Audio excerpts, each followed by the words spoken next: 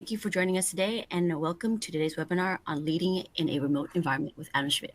My name is Michelle Fawn. I manage our education and professional certification products and services here at the IEEE Computer Society. Each month, we host webinars on vital business skills that will help you excel at your current job and will be helpful throughout your career. Before we get started, I would like to address some housekeeping items. This webinar is being recorded. In a few days, you will receive an email with both the slides and this recording of today's webinar. During this webinar, you can ask any questions using the Q&A box you see on your screen. Adam will answer as many questions as he can following his presentation. The new year is full swing and you're starting it off right with a lesson in leadership. Career building is an ongoing process and our Career Center is available to help enhance your skill all year long. Beyond resume support and career advice, we offer opportunities to connect with our community of 300,000 computing professionals. Whether at conference or local chapter events, start applying your skills and grow continuously with the IEEE Computer Society. More information will be shared at the webinar. Learn more at computer.org. As mentioned, joining us today is Adam Schmidt, CEO and Principal Coach at Smart Summit Coaching, LLC. Adam has more than 15 years of leadership and consulting experience. He has an exceptional ability to guide others to overcome obstacles. Adam is an International Coaching Federation and a professional certified coach. As mentioned, Adam, thank you for presenting today, and the floor is yours. Yeah, thanks so much, Michelle. I appreciate it. And today we're going to talk about a topic that is all too common. We have made a huge shift in the way we lead in our professional and even in our personal lives. And what we'll discuss today is how that's come to be and what the future looks like in terms of leading in remote environments or leading in virtual environments. And we'll talk about a few best practices in that space. We'll talk about some of the things that can get in our way and some of the things that can go wrong when we try to lead from a remote environment. We'll also take a minute to do a little bit of a self-assessment to kind of see where am I in this process of growing as a leader in a remote environment. This is a new type of leadership that we've been introduced to in the last several years for most of us. There may be some of you, and we'll do a survey in a couple minutes here, that are very experienced with leading in a remote environment. But for the vast majority of folks, this is something pretty new, a flavor of leadership that requires maybe a little more intention, a little more thoughtfulness, a little bit more of a calculated approach to connecting, communicating, and trusting both our subordinates, our superiors, and our peers alike. What I'd like to point out before we get started today is that the tips I'll offer today are focused on the perspective of a leader managing subordinates. However, these same tips are valuable if you find yourself being led in a remote environment. Perhaps, and again, we'll do a survey in a moment, you're a young analyst that has just started out as an organization, and you're thinking, well, I don't lead anyone. I have no team, I have no project. I am simply doing a specific technical task or support task on a given project. These same techniques can help you manage up. They can help you be a better leader of yourself and help your management see what it is like and what is required to lead in a remote environment. So if that suits you today, please do think about this, not only from a perspective of, well, I'll kind of stash this away for later when I do get a leadership position. These are things that you can begin to do right now and bring into your organizations and set the standard for great leadership in remote environments. As always, if you've been with us before, been with me on these webinars before, I'd like to find out kind of who you are, so who's in the room today. The first question I'll ask of two is, what stage in your career are you currently in? Student, PhD candidate, entry level, team lead, all the way up to director and C-suite, academia, self-employed, retired, whatever that might be. So please take a minute and take this survey. And then we'll take a look at the results together just to appreciate who's in the room, and I'll help tailor some of my comments today. Let's just take 30 seconds and share where you are.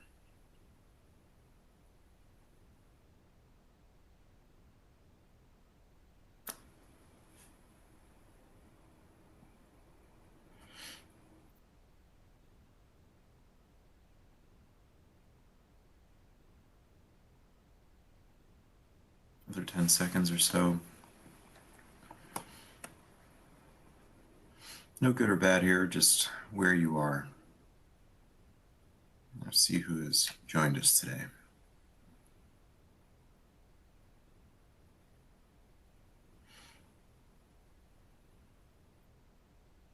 All right, we'll draw the line there. So excellent. We've got some directors and C-suites at about 20%, consultants, academia, likely in managers. Great. So almost half of us probably most assuredly in leadership roles. A couple of entry level and team leads, thinking of the entry levels and students that are with us today, about 16 or so percent of our group. Do put these in your pocket as ways to set the standard in whatever organization you find yourself in. So excellent. We got lots of leaders here today, so hopefully there's lots of takeaways.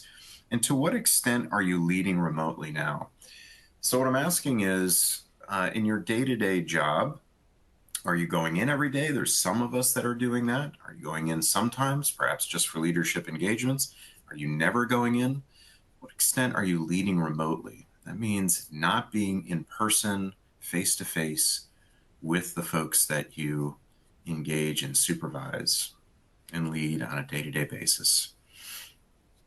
Just 30 seconds or so to tell us the extent to which you are leading remotely now.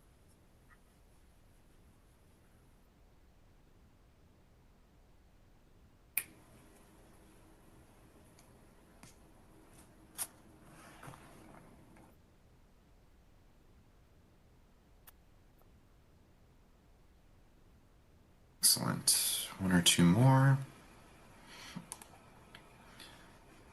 Routinely, excellent. So about 2/3 of us routinely doing this, another 20% occasionally. Excellent. None at this time at 16%. So for those of you not doing this at this time, again, put these in your pocket, knowing that these are the best practices that we'll talk about today for leading in a remote environment. Plenty of leaders today that are routinely or at least occasionally leading in a remote environment. So I'm glad that you have found us, and we'll talk through a little bit about the approach here. So let's think about the big picture for a minute. Let me go back one slide. There it is. Just how did we get into this situation? How do we find ourselves suddenly thrust into a situation where we need to lead without being in touch? And of course, it was the COVID-19 pandemic that forced many organizations to transition very quickly, I might add, to ensure business continuity, immediately switching. And all of a sudden, we're getting used to things like Zoom and Teams and Mural, a whiteboard utility, or Jamboard is the one from Google that a lot of people like. We're thrust into using these new tools and leading in ways we've never done before, maybe facilitating in ways we've never had to do before. And so as of 2020, 88% of organizations, essentially all of them, encouraged or required employees to work from home. So there's a huge shift here. That is up from about 10 or 15% pre-pandemic.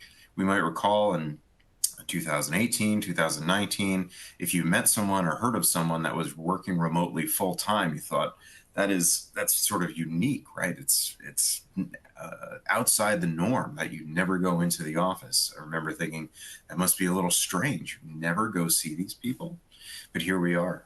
And of course, the continued remote work trend. So a little bit more recently, McKinsey did a study in 2022, and 70% of employees are still engaged in remote work and will continue to have some sort of flexible work arrangement. Many of you might find yourself in some sort of flexible work arrangement now. But as for leading in this space, leading in a remote environment is characterized by these flexible work arrangements that I met. Maybe we see folks never, maybe we see them occasionally. This transition is demanding new things of us. We have to adapt as leaders to build trust, create effective communication, build those team skills, all while doing so remotely. For many of you, this might actually mean global interaction. We're thinking about things like time zones. We're thinking about things like, well, I've got to get the Mountain Time Zone, the Central European Time Zone, and Pacific Standard Time all lined up for a meeting on Wednesday. And this is a new frame of mind for us to be inclusive in ways we hadn't needed to before. Many organizations are opening their doors in terms of recruitment to broader audiences so that they're now bringing in folks that we wouldn't have before. I work very closely with a small business based in Washington, D.C. And of course, before the pandemic, they were a local in-person company of about 13 or 14 people. They were all from the local DC area. And in just 4 years, their recruitment has shifted to a global mindset with now 80 employees in Europe, Honolulu, Texas, Montana, across the country and around the world. This is an example of even a small company beginning to leverage leading in remote environments and adapting to leading in remote environments. And of course, the state of remote leadership underscores the importance of leveraging things like digital tools, several of which we'll talk about in a minute, prioritizing employee well-being. There's a new energy and a new shift behind taking care of employees and ensuring that our employees are taking care of themselves, that they can sustain productivity and drive that organization to success in an evolving work landscape. A minute on employee well-being. During the pandemic, of course, there was a huge focus on staying safe, staying home, making sure people were staying well if they did get sick, organizations making sure they took care of their people. We want to encourage all leaders and all leaders that I have the opportunity to touch, like I'm able to talk to you today, to make sure we don't lose that focus. Taking care of our employees is absolutely paramount. In fact, if there's nothing we do, there might be nothing we do more important than ensuring our employees are well. That's well in their self-being, well in their professional being, well in their personal being. It doesn't mean we have to ask them invasive questions. It doesn't mean we have to sit them down and make them lay down on the couch and talk about their deepest, darkest feelings.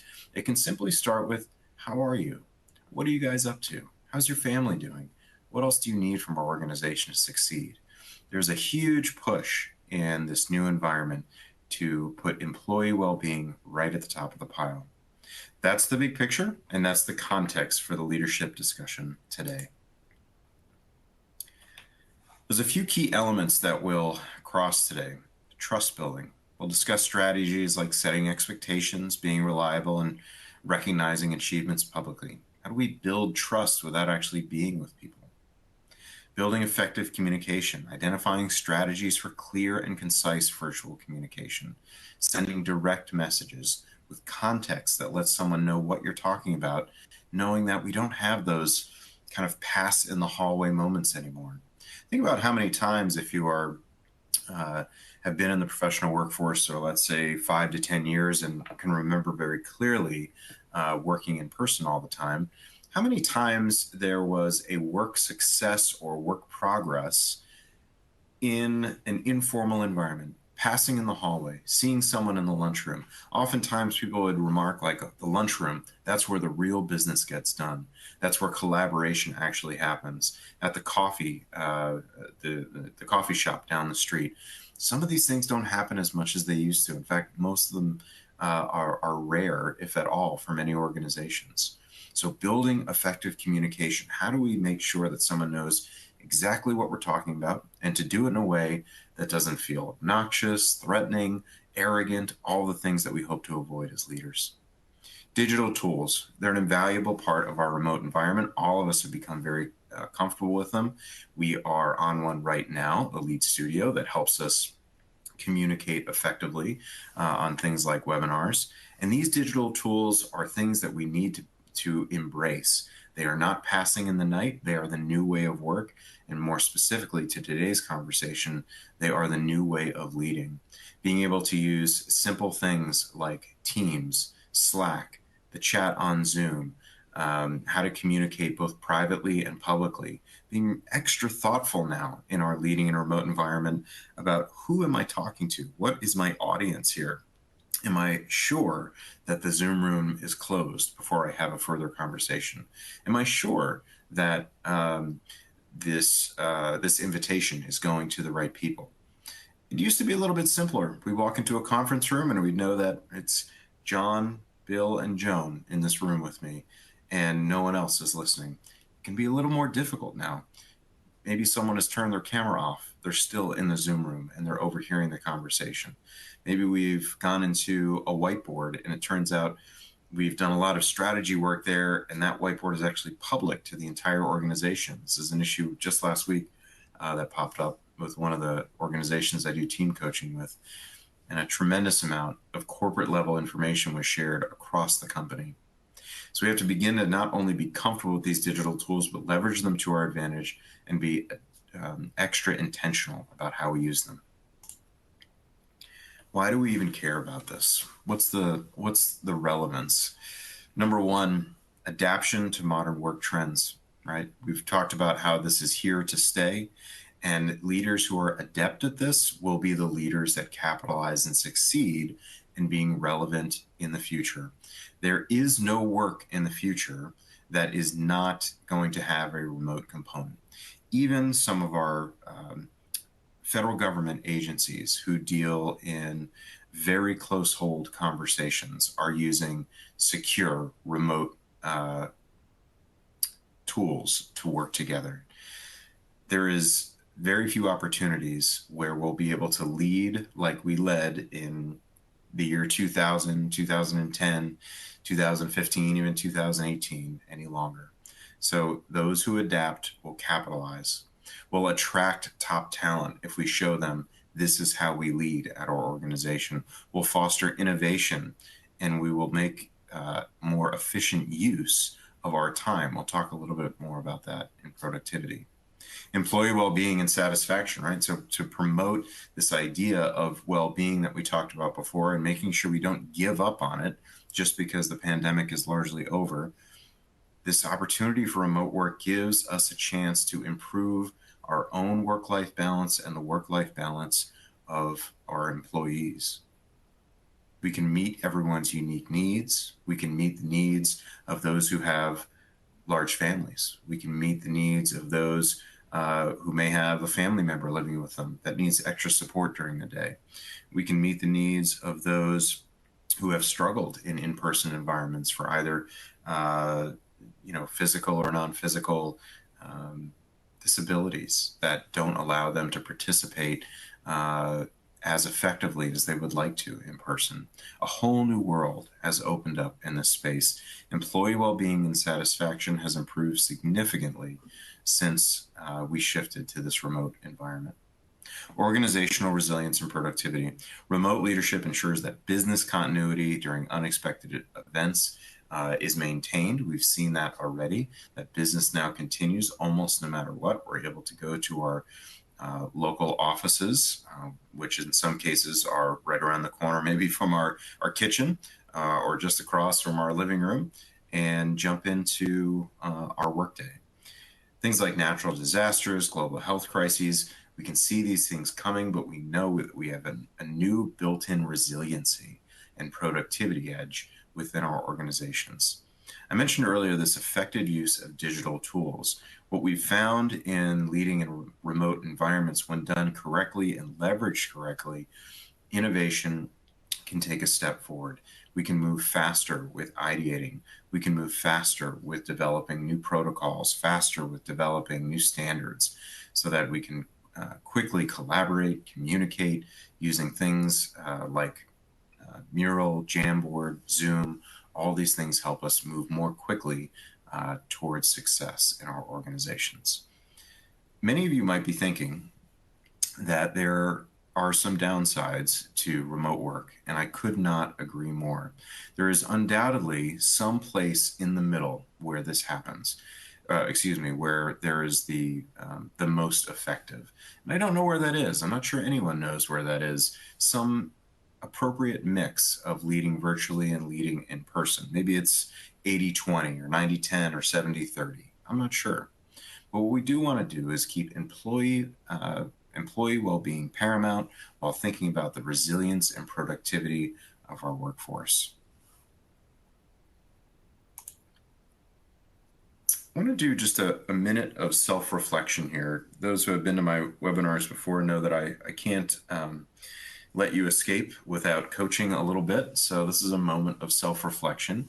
Encourage you to just grab a piece of paper or a scrap of paper or even a Post-it note, anything you have near you, and just kind of draw a few notes around these different areas as a way to self-assess your own leadership style. I know it can be hard to do, and all of us would like to say, like, I'm good at that, and I've got that nailed. I'm pretty sure I'm good at that now. It's been a couple years.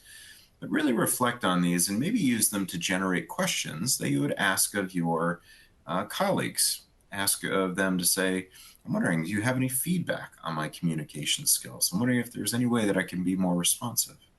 So let's just take a look at these real quick. Reflect on your communication skills.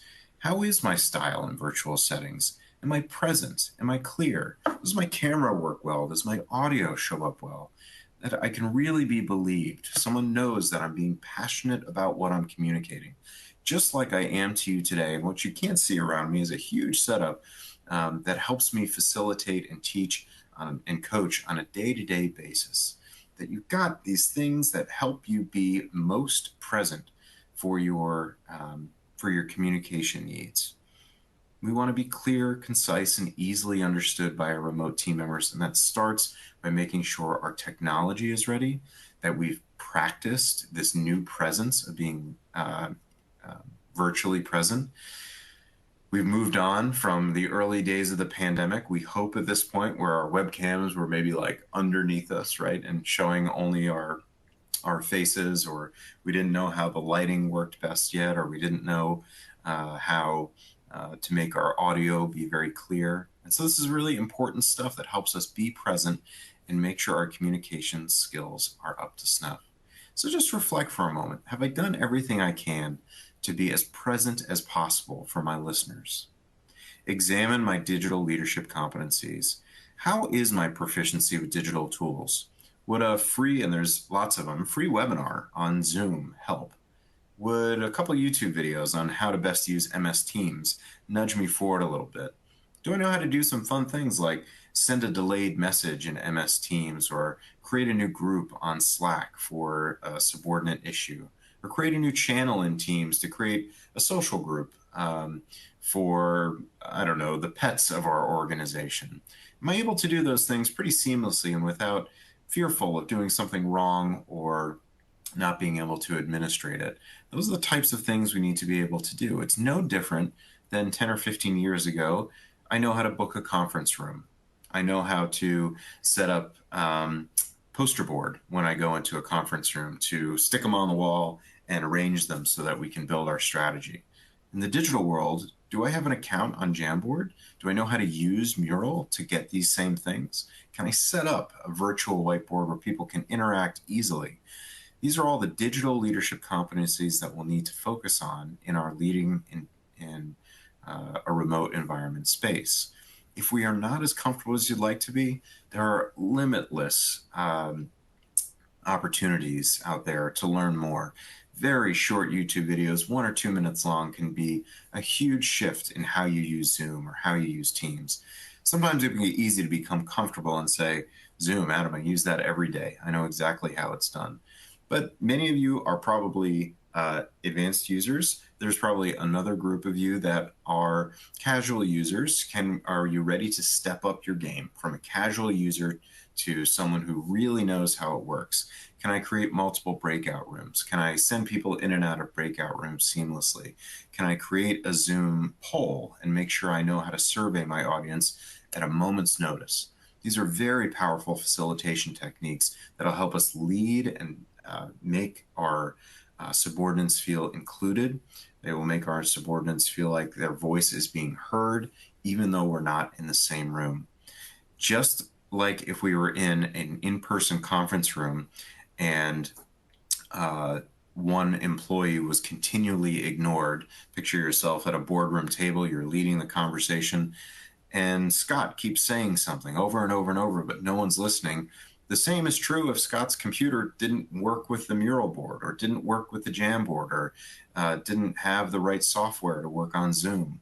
So we have to make sure that we're ready to go for these things, that our organizations are supporting us, and that you as the leader say, you know what, we can't use that digital tool yet. Not everyone has an equal voice there. We can get ourselves into sticky circumstances when we say things like, oh, no problem, John. Don't worry that you can't post to the Jamboard or the Mural board. You can just text me later. That we have excluded that person's voice. And as a leader, we have failed in that moment to create the environment.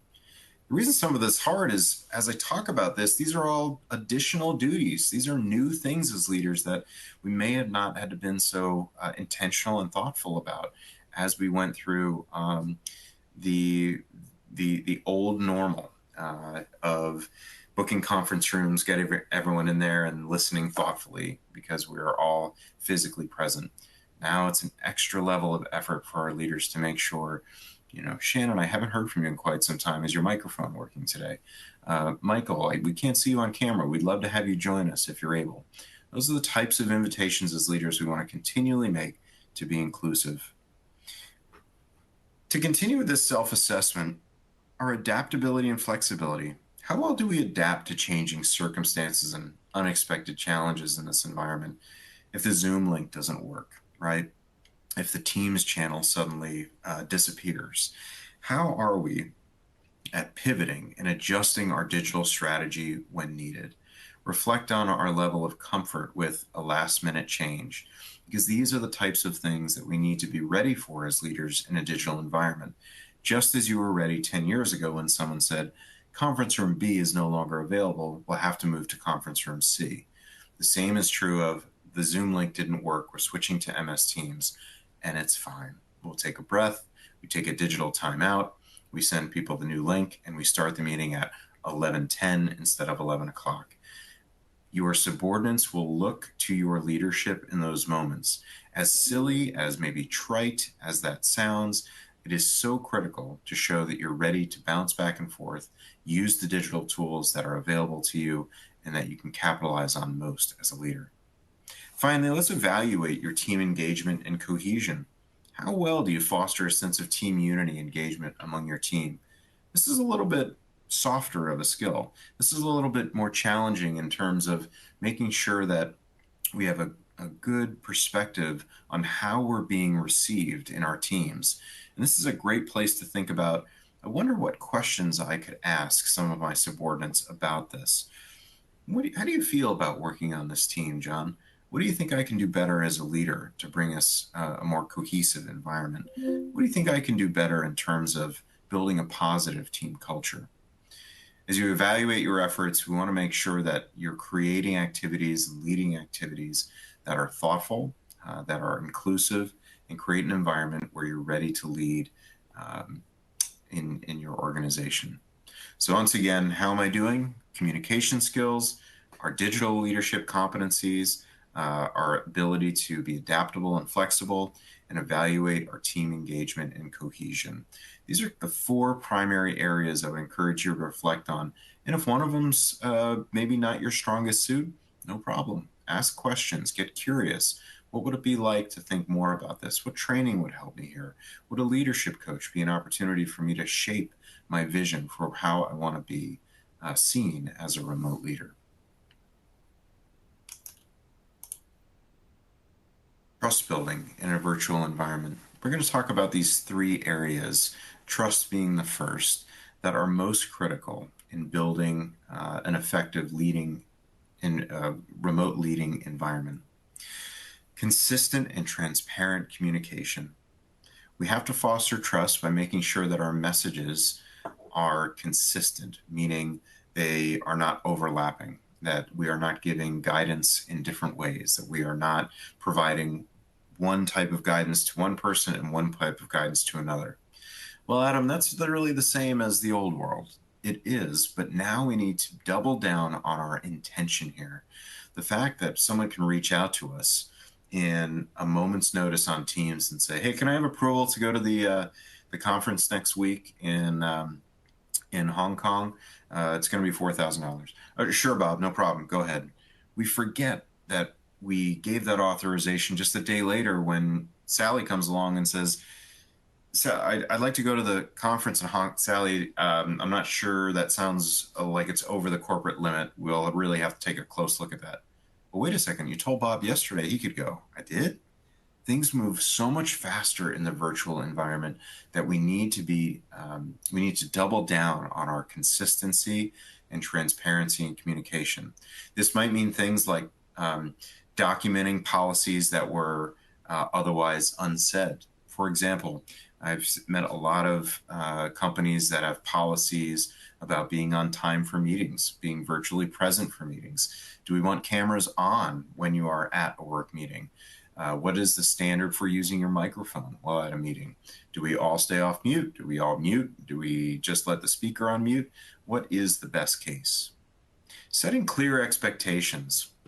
Adam, we had to do this before. Again, double down on setting clear expectations. We have to build that trust by clearly defining people's roles for them, their responsibilities, and the expectations we have for them. Why is this so important now? Because we don't see these people. They're not in the hallway. They're not passing us in the conference room, passing us on our way to the soda machine, whatever it might be. If we don't have those clear expectations, John, this paper is due, or your market reports are due by the end of the week. If we don't have that in writing, if they're not clear on that, we'll probably never see that market report on time. We cannot have a situation where a leader is holding expectations that are not held by the subordinate themselves. Bob, this is due by Friday. Please acknowledge. Yes, I understand that, Adam. I will have the paper to you by Friday. We've now set an expectation for that deadline. Without this, we are unable to know, is John working on that? If we were in person, maybe we'd walk by and say, oh, yep, John's working on the new poster for the new marketing ad, or John's working on the spreadsheet for that end of year report we need by Friday. We can see the work happening. Now we're not sure. John's doing laundry. John's out sledding. John is off on a bike ride. Are they appreciating the expectation that you've set? Recognition and appreciation. We all know that trust comes from recognition. Many of us might remember in the old world that we did a lot of things like town halls and all hands where we would award things like Employee of the Month or Engineer of the Month, whatever it might be. We now have to, again, double down and make sure that we are building trust through regular acknowledgement. Most of the companies who I have seen thrive with this have created digital awards to make sure that they are creating trust through recognition and appreciation. For example, you might create an award that is given on the MS Teams, just one example, the MS Teams all staff channel, where it is a little image that simply says, congratulations to Sally McNally for completing the market report ahead of schedule this year. Some people give it a name. I work with one company whose lighthouse has a lighthouse as their logo or model, and their award is called the Wiki. Their digital award is called the Wiki. The Wiki is the person that used to go light the lighthouse. So they've kind of used their logo and the spirit and energy of their company to capture this idea that they are going to honor people in a digital way. Everyone gets to see it. The person who's awarded gets a feel good, and trust is built. The company and staff see we reward people here. We can't be in person, or a company that chooses not to be in person, but we can take this other path. Empowering and inclusive leadership, promoting trust by involving team members in things like decision-making, diverse perspective, and creating an inclusive virtual environment. The key term in this bullet is the inclusive virtual environment. I mentioned earlier, that comes from knowing our digital tools inside and out. Do we know how to do that in Elite Studio, Teams, Zoom, Slack, whatever tool your organization might use? Are we sure that everyone can use this tool? Are we sure that people have equal knowledge of how to use the tool? Do we need to run a 1 or 2 hour lunch and learn on the software of choice in our organization to set a level playing field so everyone knows how to use the clapping hands in Zoom? Everyone knows how to use the thumbs up, or everyone knows how to use the chat features and the things that may seem obvious to everyone in this room, and particularly this room, given your shared backgrounds in the computer space, may certainly not be obvious to everyone that you find in your audience as a leader. You might have someone who has spent their entire life studying social work and psychology, and they never really were challenged to use digital platforms. That's not their area of expertise. It's not their background. It's not a particular interest of theirs. And they're thinking to themselves, I, I have no idea how to make animated hands clap on Zoom. Help them out so that they can play along with whatever you're trying to do. Give me a thumbs up if you like this idea. I don't know how to do a thumbs up. We've all seen this so far in this new this new remote environment. That is trust building. Building effective communication. So I want to go a little bit deeper into the second bullet on the last slide. How do we build effective communication? This idea of transparency I talked about before.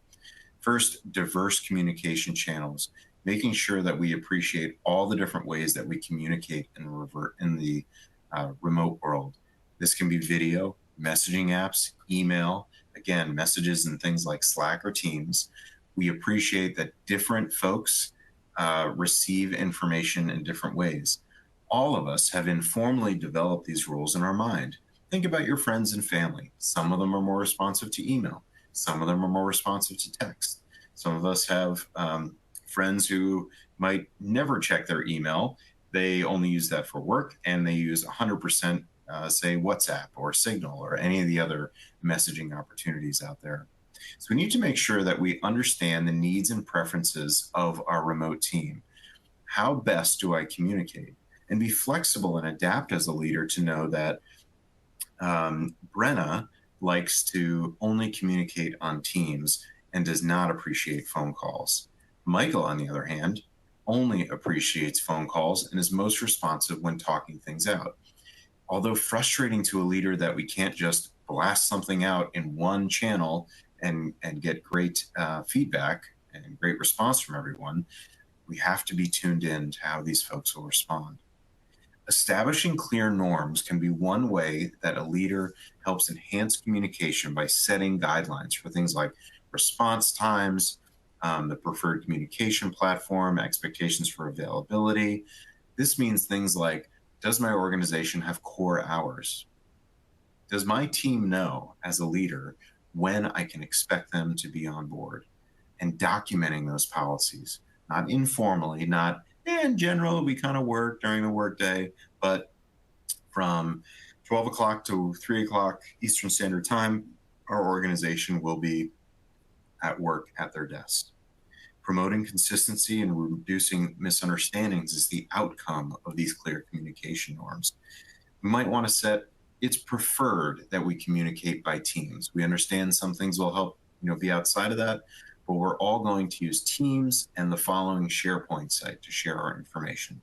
These standards help us stay organized. They reduce things like latency. They reduce things like multiple different files being worked on, all the things that are headaches for us when we lead in remote environments. We encourage active listening. We strengthen communication by fostering active listening during meetings. We make sure that Michelle knows that I have heard her. Michelle, thank you for your offer around pancakes for breakfast tomorrow. I agree with that, and I would add that we should also have eggs. This is an example of just simple active listening. Even in a remote environment, very important to say, you have been heard. It's especially important for a leader to be thoughtful in saying, thank you for that contribution, Mike. I can see the Post-it that you've put on our mural today, and I like that offer. Acknowledging what you've seen. As a leader, we have to say what we see in virtual environments so that folks feel like they've been included in what has been offered. Provide context and clarity. We talked a little bit about this before. We can improve our communication by offering clear context. I'm talking about this month's monthly report, not next month's. I'm most guilty of this as I do my own self-assessment. I'm most guilty of moving too quickly in things like email and Teams and as a remote leader. And I'm not sure I often provide enough context to what I want. When I say context, the questions we want to ask ourselves is, what am I asking this person for? Why am I asking for this particular issue? And when do I need it by? It's really that why. There's a wonderful book, by the way, by Simon Sinek called Start With Why. And that book talks about this idea that our most empowered employees feel that way because they know why they are doing something. In the digital world, this can get lost. It's very easy to message someone and say, hey, make sure you cook up that market report for me by the end of the week. Well, okay, but why? Usually we don't do it till the end of the month. Oh, well, the context is the CEO sent me a text message and said he needs them by this Friday. And if she doesn't get them, she might get upset. So let's make sure that we've got it nailed down.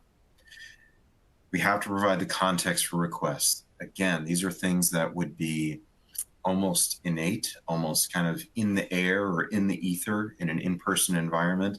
Everyone's heard that the CEO came in and asked for the market reports ahead of time. And so we know why we're doing it. In the virtual environment, we might have to double down and say, let me explain exactly why I'm experiencing this or exactly why I'm asking for this. Leveraging digital leadership tools. You can notice the themes emerging from our conversation today. Competency with digital tools, clear communication, and building that trust. I'm going to mention a few specific tools here. These are not recommendations, just ideas on the types of tools that we need to be most comfortable with. Digital tools are invaluable. I'm going to read this verbatim right here, this pink square that I've got in the middle of my slide, just to drive it home. They're invaluable in a remote environment as they provide seamless communication and collaboration, ensuring team members stay connected and informed in real time. No one is left behind. By offering features such as project management, virtual meetings, document collaboration, the tools empower leaders to maintain organizational cohesion, streamline workflows, and effectively lead remote teams with transparency and efficiency.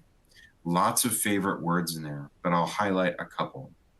First, team members stay connected in real time. We're making sure that our teams are all on the same page. No one has been left behind since last week there was a major change in the product development plan. Effectively leading remote teams with transparency and efficiency, leveraging these tools to make us more efficient. We don't need to wait until a conference room is available. We don't need to make sure that 6 people have all driven into the same physical building, track them down in that building, get them. We can go on Teams, hit the little camera button, or go on Zoom and say instant meeting, and suddenly we can have 4, 5, 6, 100 people in front of us to talk about something. We can make sure that this efficiency is leveraged by communicating clearly and transparently within the context of the policies that we've created. A couple of specific tools to mention here. Zoom, obviously a conferencing platform, we all know it. But what's the benefit to leaders? It allows us to engage effectively, connect with members face to face. If you do not have a camera on policy at your organization, can't encourage it enough. A huge part of being with one another is seeing one another. I can see how Sally is doing. I can see how Bob looks today. It's a big part of what we need from our organizations. It allows us to effectively communicate our goals. It fosters the sense of presence and inclusivity. We've even gotten to the point where it's nice to see folks on our screen, and think about how different that is from just 4 or 5 years ago. It would feel a little bit kind of distant, and I'm not sure.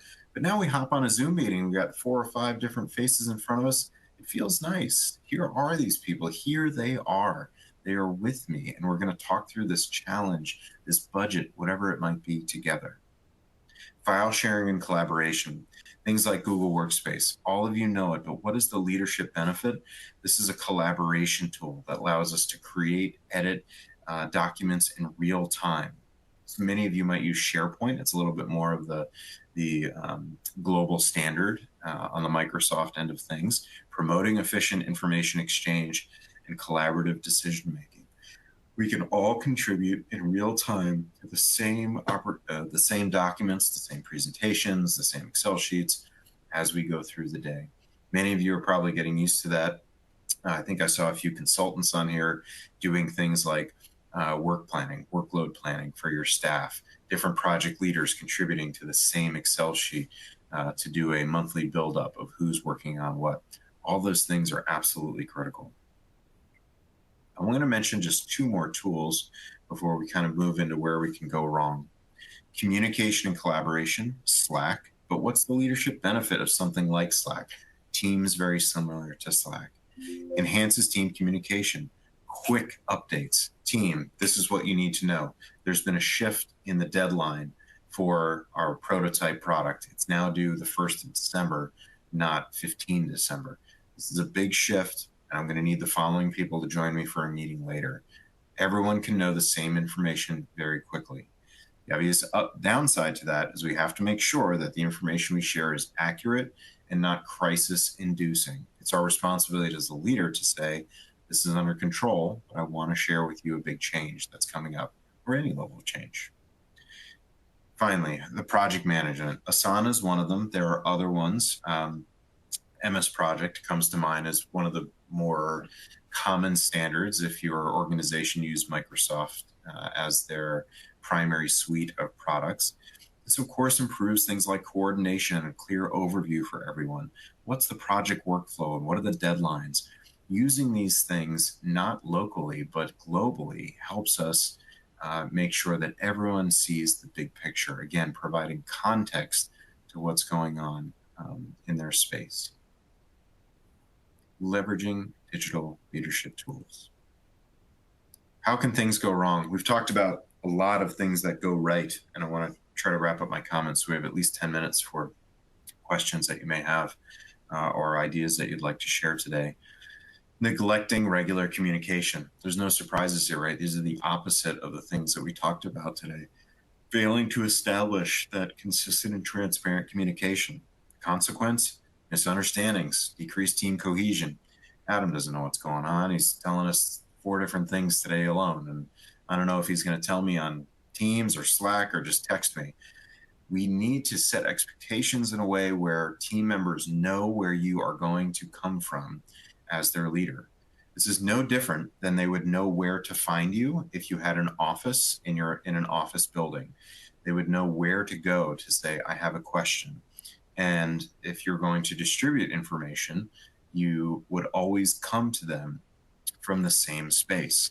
Everyone, please come to my office. I'm going to distribute information now.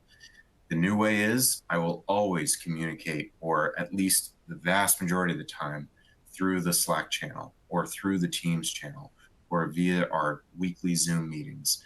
Whichever route you choose, all have their pluses and minuses. Be consistent in delivering as a leader. Micromanaging remote teams. This is such an easy thing to come by because it's such, the allure is strong to make sure that Mike is working all day or Sally's really on top of that deadline.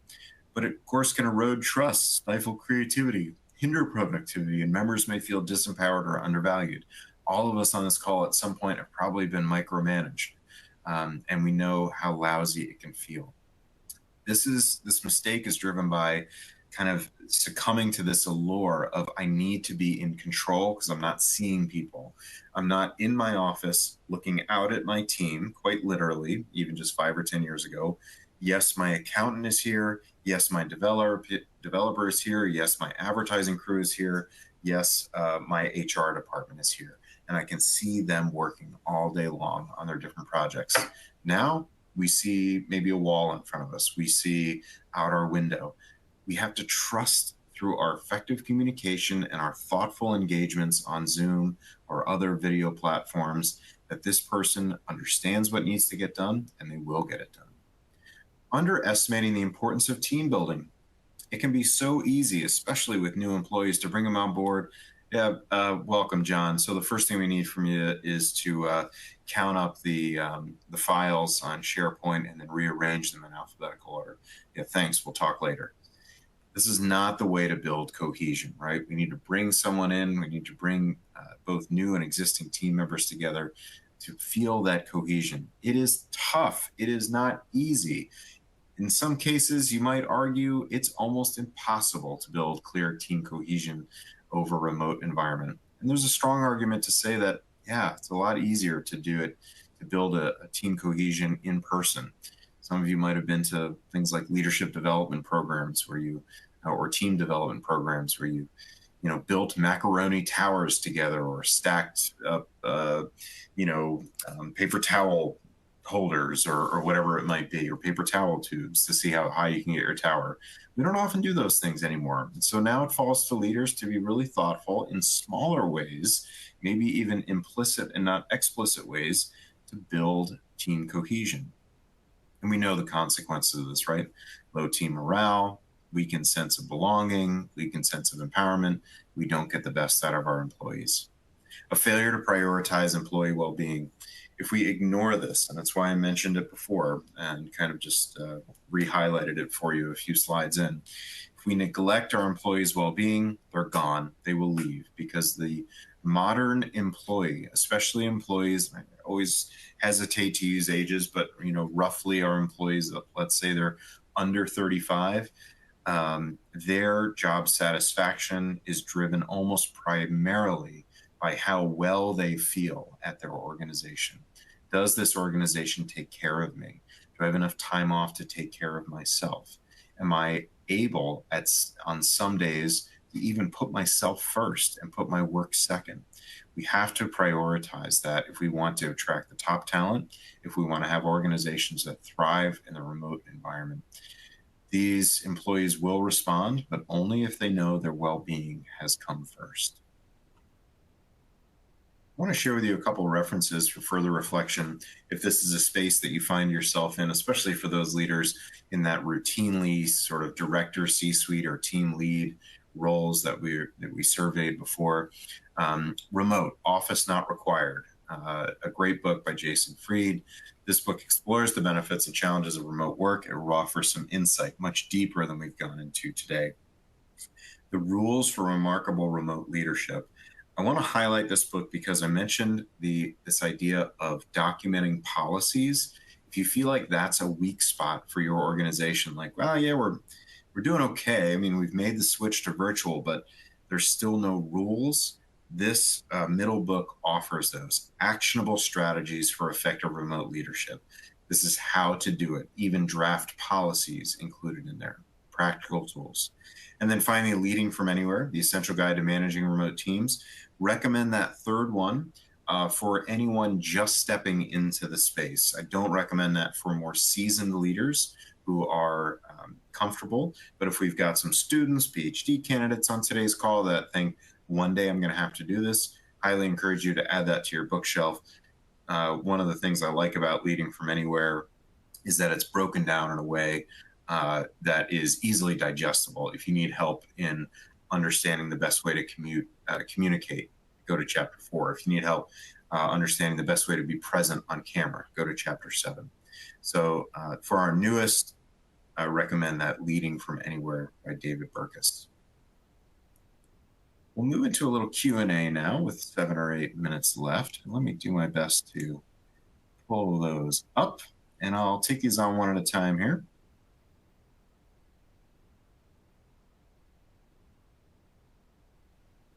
Yeah, absolutely. So a great question. Yassine talked about how, well, yeah, of course, we're all in the same atmosphere now. But in terms of the mindset of the organization, what can we do about that? These are difficult conversations that often happen to have with management. There's another webinar on managing up that I'll point you to, but you can have conversations with management around the importance of clearly communicating, the idea of remote leadership, and even offer to say, I've learned a bit about this. Can I share some thoughts with you around what might look best? Organizations that have not made the shift to remote leadership simply will not thrive in the environment that we find ourselves in, and certainly in the environment that we're going to. If they're not in that space, they will quickly learn that they will not have the opportunity to get the best talent, and they will not have the opportunity to build the best leaders that they have. I'll take another one here from Peter. It's cause for opinions on their judgment, puts confidence in team members. It's okay to expect them to volunteer their points of view as they develop their company. Yeah, absolutely. In fact, Peter, a great question, not only to ask their point of view to develop confidence, and this is in the space of effective communication and trust building. I would encourage all of you to use open questions when you talk to your employees. Open questions start with what and how. So instead of do you like your job, it's what do you like about your job? Instead of are you satisfied with our remote environment, it's how do you think our remote environment is working? Notice how those questions come from the same curiosity, but are asked in ways that are more thoughtful to make sure you've given the employee room to respond. So for all the leaders on the phone today, I shouldn't even say on the phone, on our Elite Studio platform today, encourage you to shift your mindset. Always use open questions. Can I challenge myself to only ask what or how questions with my employees? Why can pass judgment? Why do you think we should do it that way? Can often come across as, why do you think we should do it that way? Instead of, what do you think is best about this approach? Or how do you think we can take on this approach next time? So look for the opportunities to use what and how versus why, is, or does. So closed questions. So excellent ad, Peter. Thank you for that. Ricardo offers remote onboarding is quite challenging. Yeah, tips for remote onboarding. Absolutely. So this is a huge part of consulting that I work on. There are two primary things that I'll offer in this space, Ricardo. Number one, the virtual onboarding should be the same for everyone. It needs to look and feel the same for every new employee.